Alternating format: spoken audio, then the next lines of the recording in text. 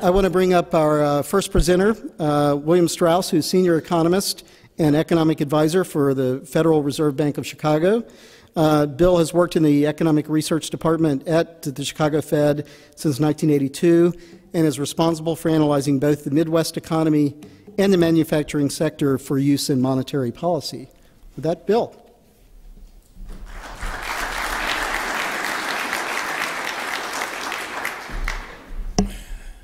All right, good afternoon, everybody.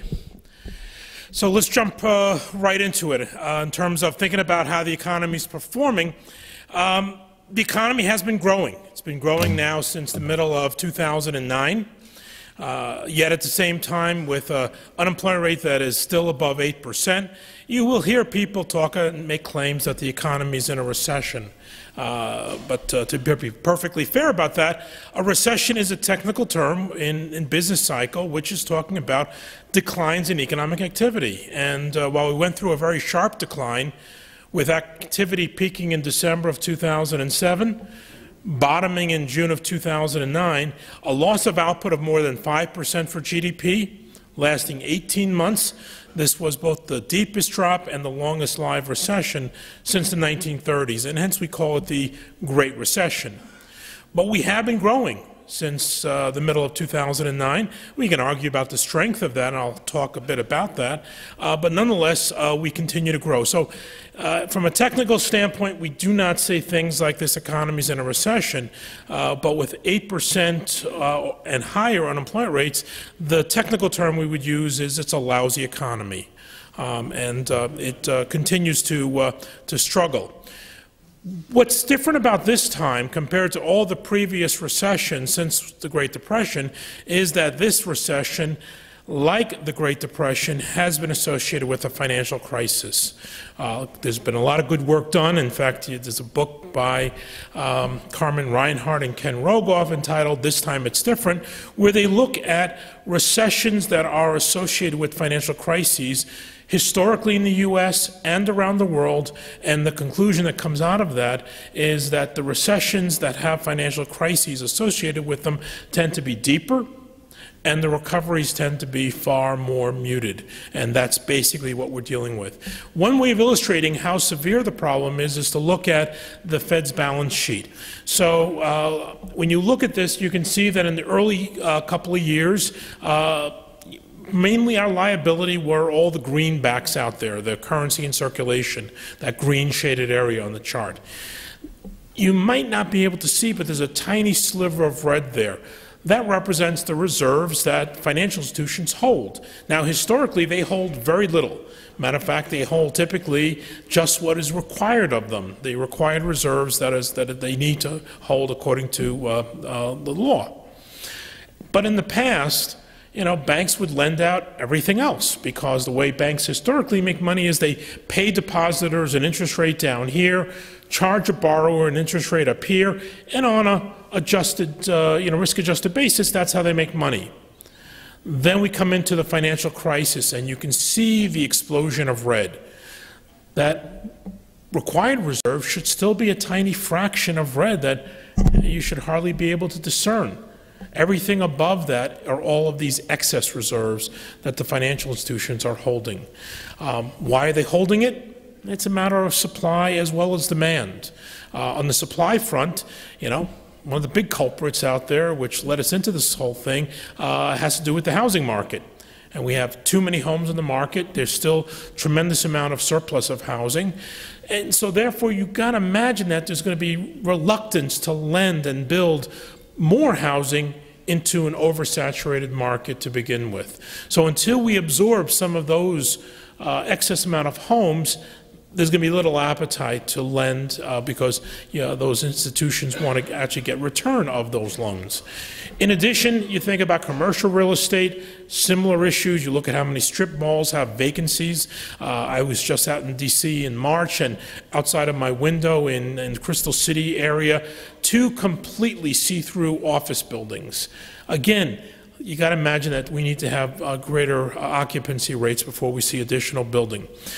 On the demand side, this economy is growing, but not growing all that rapidly. Profits are doing relatively well. And people talk about, you know, is the economy about to double dip? Are we going to be challenged by this risk and that risk? It's certainly adding a certain attitude that, you know, you really don't want to go and stretch your neck out there for the chance of having it chopped off if the economy goes into a recession. The good news on this, though, is that the banks are well capitalized, and they do have these deposits.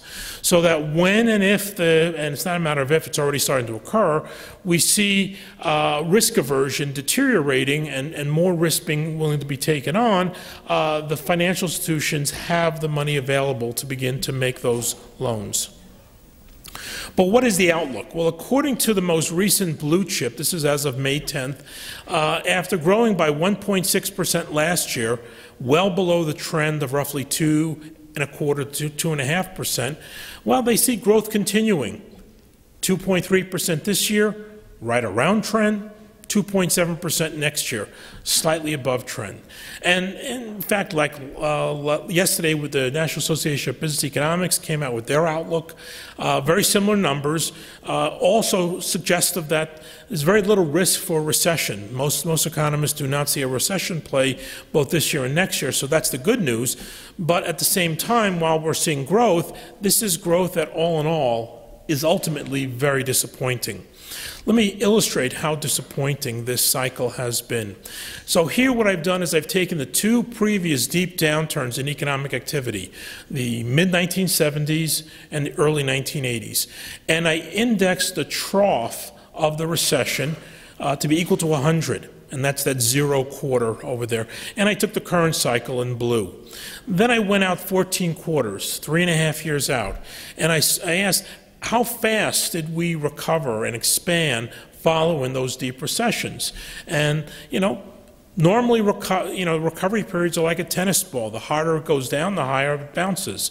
And in fact, by the end of 3.5 years, output in the United States in both of those cycles were 20% higher than at the trough. That translates into a growth rate of both 5.4% and 5.3% respectively. That is impressive growth. Back then we thought growth for trend was closer to 3%. So we exceeded trend by a substantial amount for a 3.5-year period. What we're looking at this cycle in blue, plus the forecast from blue chip for the rest of this year, that translates out into 2.4%. Now, that just says that we fell by 5% during the recession, and all we've done since then is match what the economy is capable of growing at, leaving gaps unfulfilled. Best illustrated when we look at the labor markets. We lost 8.7 million workers during the downturn, 1/4 of them in manufacturing. The good news is that we have begun to add workers. And over the past 12 months, we've added 1.8 million workers. At this pace, you know, give it 4 years, 5 years, we'll get back all of those nearly 9 million workers that lost their jobs. And Washington will celebrate, except they should only be celebrating when that happens if, in fact, the labor force growth is 0. But it's not. Labor force growth in this country is about 1%, which means we have to be creating jobs each and every month. Our estimates at the Chicago Fed is something on the order of slightly over 100,000 jobs each month. It's about 1.2, 1.3 million a year. Did we do better than that last year? Yes. Substantially better? Not really. 500,000 jobs? It's going to take a long time when you're only adding 500,000 jobs each year to absorb those 9 million, nearly 9 million workers that lost their jobs. So unemployment rates remain very high. But in fact, if anything, the declines that we've witnessed on the unemployment rate has been more precipitous than what the very sluggish economy's growth would suggest. But in part, I think some of that can be explained by the significant increase. Avery mentioned the fact that if he had done his survey years ago, he suspects that he would have gotten a very dismal view from his respondents, and I agree. In fact, in roundtables that I was holding during early 2009, people weren't talking about a bottom in the economy. They were talking about this depression that we're in. and that we're going to keep spiraling down. Why would it change? Well, if you really expect a depression to happen, you cut back sharply, and manufacturers and others in the economy certainly did that. And so unemployment rates rose a lot more during that downturn than what the actual decline in the economy would have suggested. In fact, if we look at this relationship, which is actually named after the economist Arthur Okun, who observed the relationship between GDP growth and the unemployment rate, and it's basically a relationship that says that for every 1% divergence from trend on growth, you get a 0.5 percentage point movement on the unemployment rate in the opposite direction because of this inverse relationship. Well, you can see that this relationship looks pretty good, but there are a couple of outliers. This is data over the last 21 years. And the two outliers you can see up there at 3%, and then on the bottom side over there at a -1%. But if I put the years on this, you can see that those outliers for the high end was 2009. In other words, according to this Okun's law, the unemployment rate, yes, should have gone up, but should have gone up by a little over 1%, but in fact surged up by 3 percentage points. But now it's coming down a lot more than what the economy's growth would have suggested. So there's been a lot of writing, you might have read some of this in the Wall Street Journal, about whether or not this relationship has fallen apart. I think most economists believe that no, it was probably this doomsday depression scenario which sent things up higher, and guess what? We didn't fall apart. It was a really bad recession, but not as bad as what a lot of people were planning for. So you needed to bring back workers probably at a bit faster pace than what this tepid growth that we've been seeing for the economy would have suggested. And in fact, I think the blue chip group suggests that, because with growth expected to come in near trend, they see very little improvement in the unemployment rate the rest of this year, which is what you would expect from the Okun's relationship. Because with growth at 2.3%, unemployment rates are forecast to be at 8% by the end of the year. Little change from the 8.1% that we're currently residing at. With growth accelerating to 2.7%, slightly above trend, we get a little bit of an improvement in the unemployment rate, but still by the end of next year, nearly 2 years from now, we're talking about an unemployment rate that will be still 7.5%. This is awful, awful outcome for the economy. With regard to the pace of inflation, it's been a wild ride. You guys, following what's happened on energy prices, you see energy price movements in all of these lines here, because that's exactly what's been cycling through.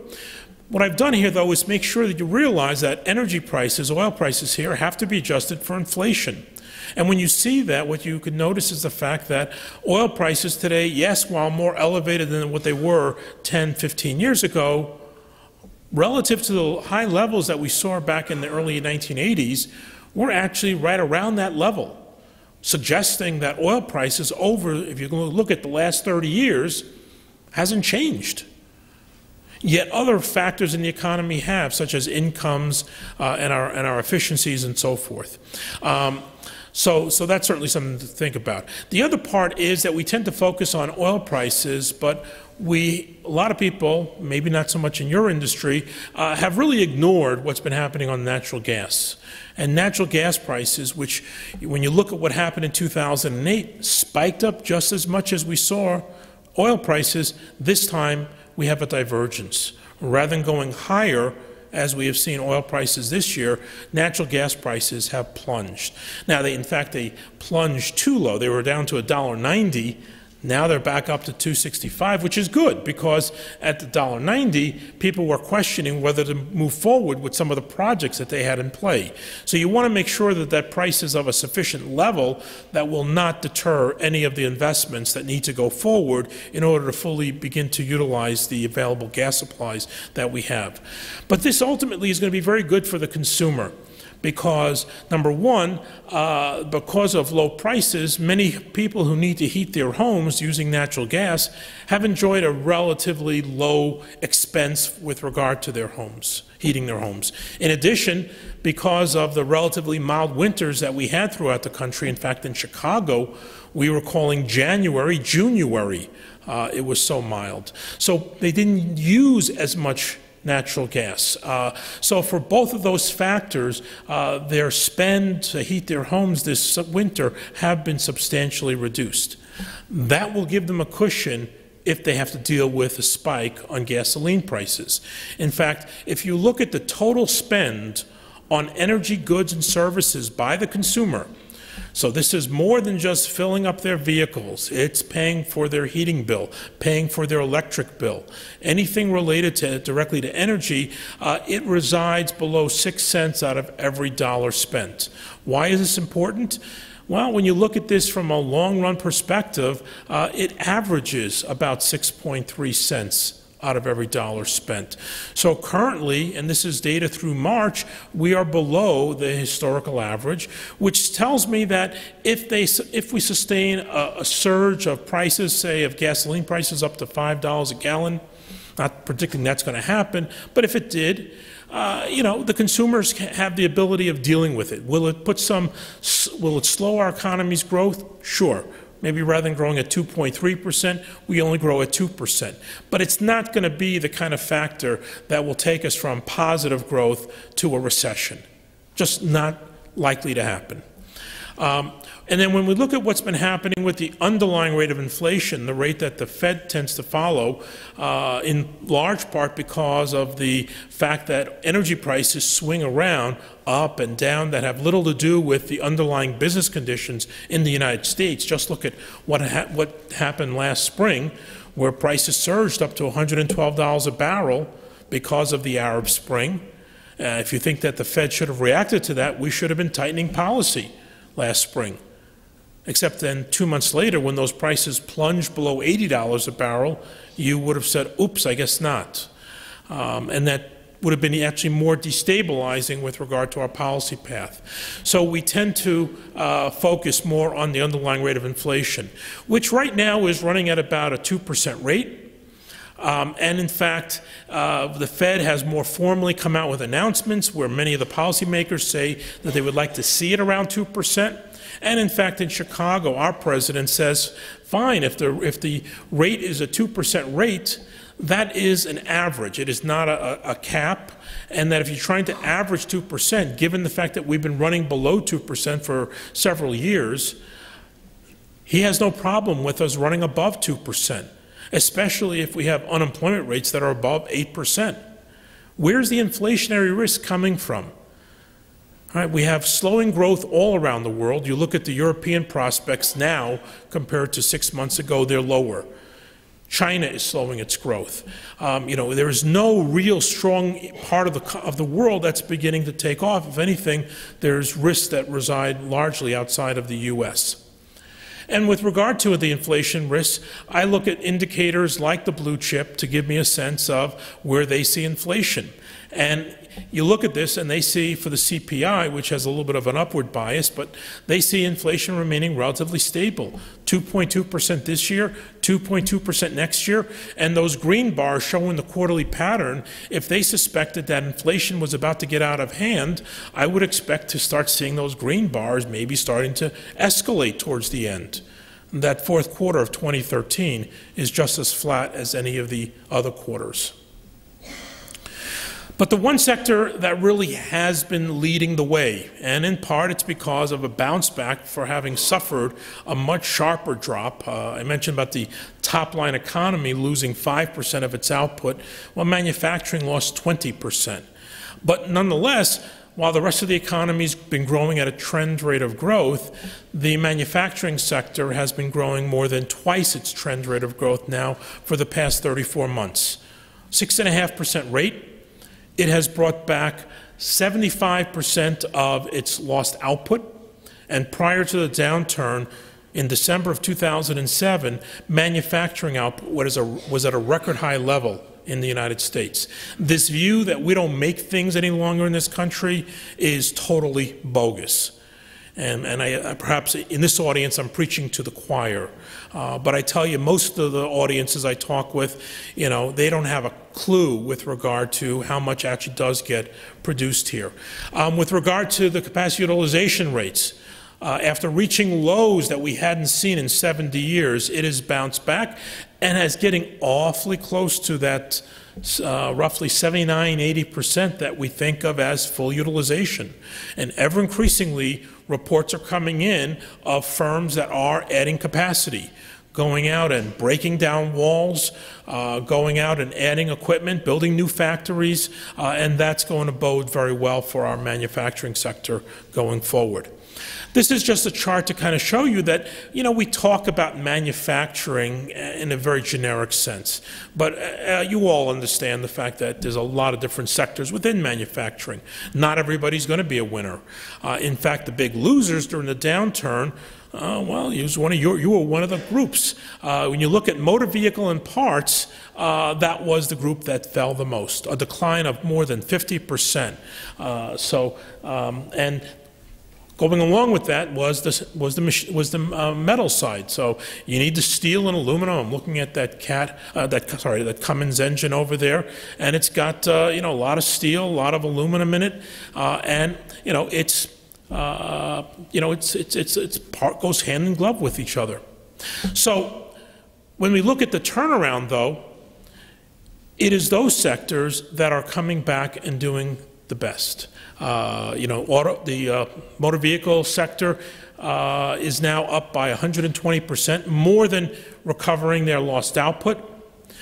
In addition, you can see that the metal side has also recovered quite well.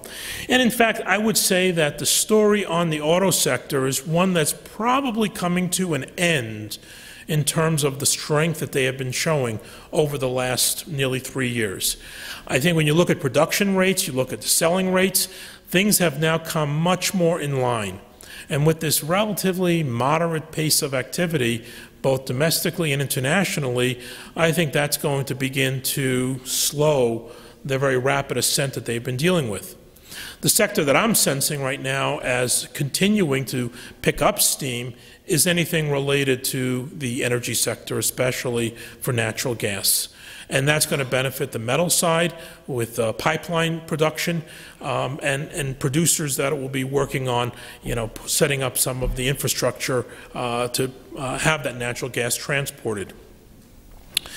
You can see that the confidence continues with regard to the purchasing managers getting a reading of over 50 remaining. That's certainly a good sign for manufacturing. And with regard to the outlook, Blue chip has growth coming in at 3.8%, 3.3% for next year. All in all, above trend, what it has historically averaged, and better than GDP, although certainly slower than what that 6.5% that it has averaged over the past nearly 3 years, which is to be expected. But all in all, this is certainly suggesting that manufacturing has not come anywhere near to ending its very solid run.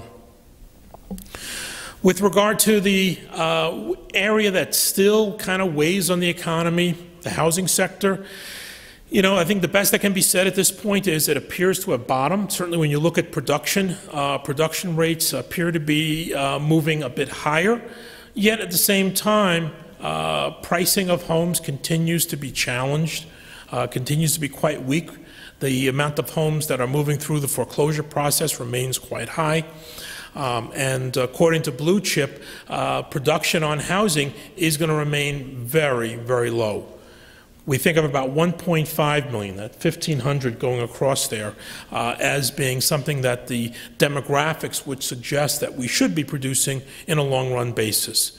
We're going to be operating well below that for quite a while. The last thing I want to close up on is a little bit on getting back to monetary policy.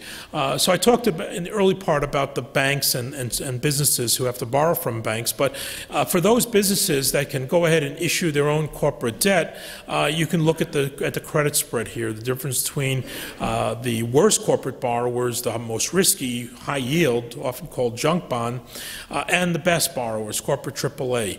And you know, as you can see, before the financial crisis, the early part of that chart, it was hovering at around 2%, 200 basis point differential.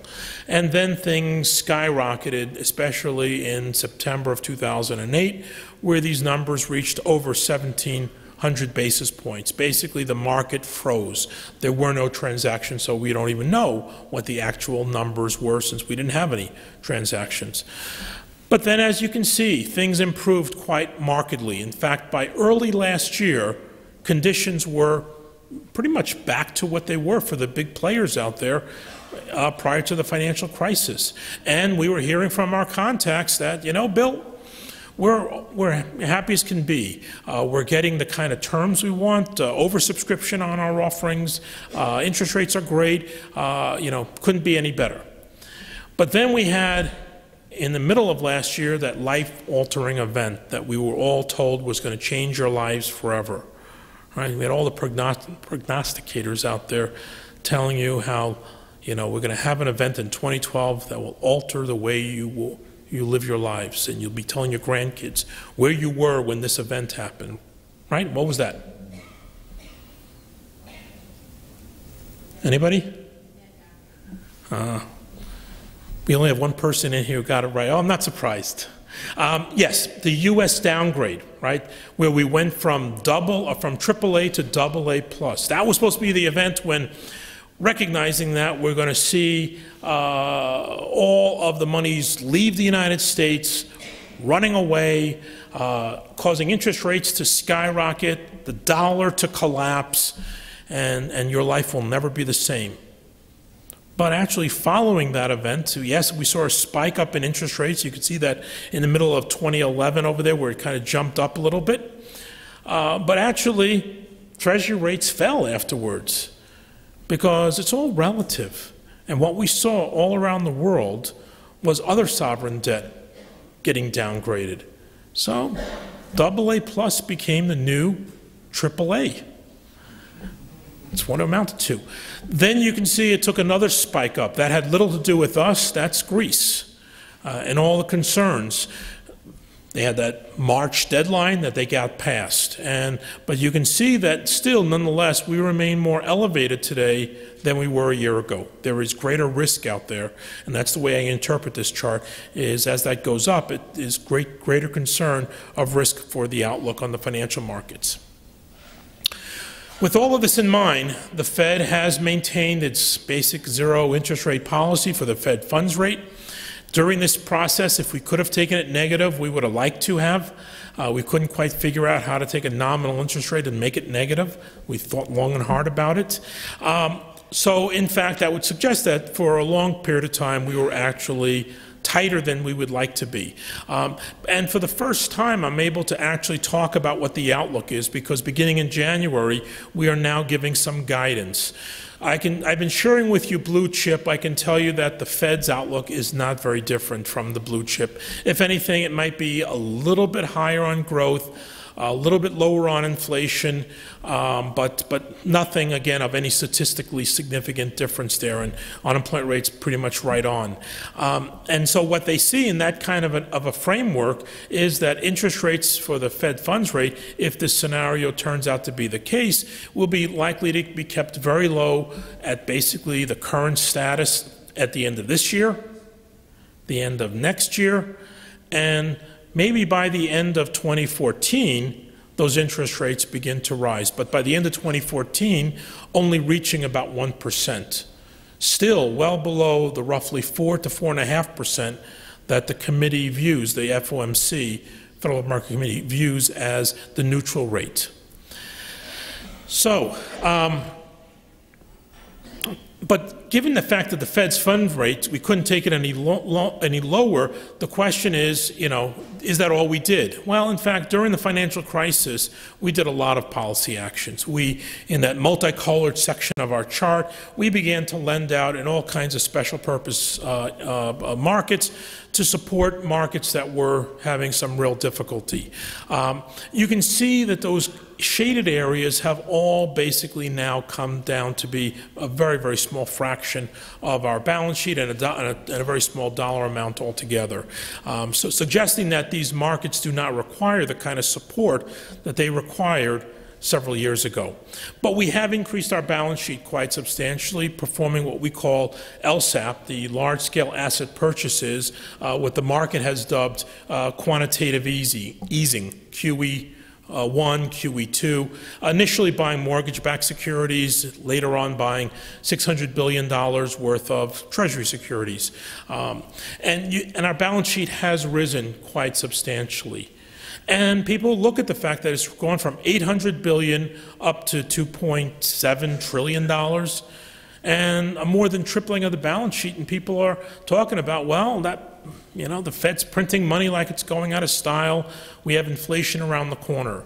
Well, a couple of corrections on that. Number one, the Fed doesn't print money, right? The Treasury prints the money. We buy it from them. But what the Fed does through its policy actions is we create money. So we don't technically print it, but we do create money. So we create money. And we created 3 times the amount of money in our monetary base, what some textbooks would call the high-powered money of the economy. And people get worried about that. Well, being from Chicago, we had probably the most famous economist that people have heard of, Milton Friedman, who taught at the University of Chicago for many years. And Professor Friedman famously said that inflation always and everywhere is a monetary phenomenon. And he did his research focusing on the Great Depression and the failures that took place with regard to monetary economics during the Great Depression that led to it being a depression rather than just a really bad recession. In fact, he blames the Fed for that incident. Let's take a look at what he's talking about. Well, there's the monetary base in blue from the 1930s, and you can see that, in fact, the Fed increased it over this period. What is he talking about? Well, the monetary base is not the money supply. It's just the initial stages of the money supply.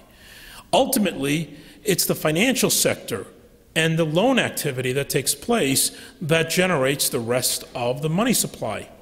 And what was taking place during the 1930s was anything but loan creation. It was loan destruction, as we saw massive amount of failures of banks. Over, several thousand banks failed. People rushing to the banks to withdraw their money, called a bank run, causing the collapse of even healthy banks. This was all before the FDIC protections were put in place, and it's because of that that the FDIC protections were put in place. But nonetheless, what it amounted to was, rather than having loan creation, we had the loan destruction and the collapse of the money supply. And in fact, Friedman would refer to this period not as the Great Depression, but as the Great Contraction, because M2, money supply 2, in green, fell over this period. And the CPI in red, the inflation path, was negative. It was deflationary. And it followed the green line, not the blue line, because inflation always and everywhere is a monetary phenomenon. Money supply, not the monetary base. Well, I never had a chance of taking a class from Professor Friedman. By the time I came out to Chicago to go to Northwestern University, he had already retired. But I was invited back in 2002 to go to his 90th birthday party, which was held at the University of Chicago. Not your typical cake and candles. It was an all-day seminar honoring the work of this great professor. It was a really illustrious group of people there. I really felt like the dumbest person in the room, with Nobel Prize-winning economists there and policymakers that you only read about in the papers, there to recognize and celebrate his life. Well, they invited the one professor to give the keynote who, after Friedman had retired, basically continued to do research on the Great Depression, monetary economics, especially during times of financial strife, and became the world's leading expert. Who better to recognize the work of this great professor? And they invited this Princeton University professor for this keynote, and he flew in actually from Washington because he had just left Princeton University that summer to join the Board of Governors as one of the 7 governors in Washington for the Federal Reserve. And this governor, as maybe some of you are already kind of picking out, his name was and is Ben Bernanke. And Professor Bernanke proceeded to spend half an hour highlighting the work of Professor Friedman, and at the end of his remarks famously turned to him he was sitting in the front row, and said, "You know, Milton, as a newly minted member of the Fed, I want to tell you on behalf of the Fed and the Great Depression, yeah, that was our fault. You know, but because of your work, we're not going to let it happen again." And I thought, oh, isn't that cute? You know, telling a 90-year-old man that his life's work wasn't spent wasted, that we learned something from it. But isn't it interesting that a few years later, Bernanke would leave the Fed, become the chair of the President's Council of Economic Advisors, and then when Chairman Greenspan's term was ending in early 2006, was nominated by the President, confirmed by the Senate, to be the next chairman of the Fed. So in less than 3 years' time from that date, the U.S. would be facing its second close collapse of the economy, a second depression, and we had the world's leading expert on depressions and financial markets in times of stress at the Fed. You know, say what you want about the chairman, about Bernanke, especially if you're from Texas. But one thing that was a Rick Perry and Ron Paul joke. But one thing you can't say about him is that the man is not a liar. Because rather than take up our balance sheet tepidly, we've taken it up quite significantly. And what has happened to the growth of the money supply? It has not collapsed. It has been rising at a roughly 6.5% rate since 2007, something that you want to be thinking about with regard to nominal GDP. And you can see what's been going on with the red line. The red line is tracking the green line. Now, the question is, when banks wake up and say, what is all this excess reserve sitting around? We don't keep these things, and start lending it out, shoveling it out the door, we cannot maintain that size of the balance sheet. But it's our view, it's not going to happen very quickly.